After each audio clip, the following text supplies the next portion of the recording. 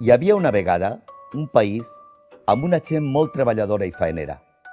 Era el país dels valents. Els valents tenien un rei que mai es feia ningú cas, perquè vivia en un palau que estava molt lluny del poble.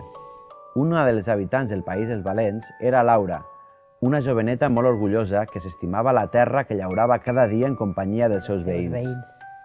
Laura, un dia de primavera, anava tranquil·lament a sembrar el gra. El gra per fer el pa que els valents menjaven cada dia. Però Laura es va trobar uns soldats del rei que no la deixaven sembrar.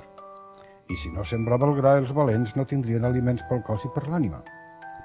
Laura es va plantar davant els soldats del rei i va dir-los ben clar: Este gra és el gra del poble, i els meus amics i jo farem la sembra.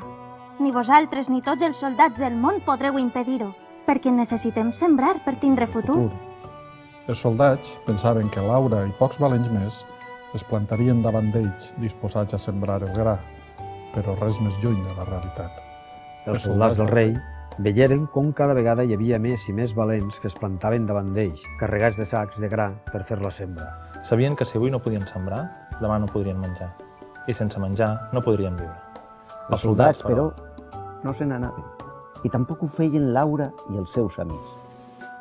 Què passarà, doncs? Els soldats guanyaran la partida i deixaran els valents sense poder sembrar?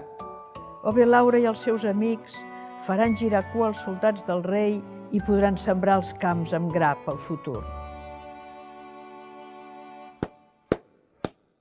Si vols escriure el final d'aquest conte, suma't a Laura i els seus amics.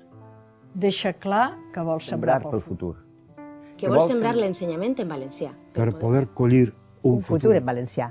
Fes-te amic o amiga d'escola Valenciana. Perquè amb tu comptem.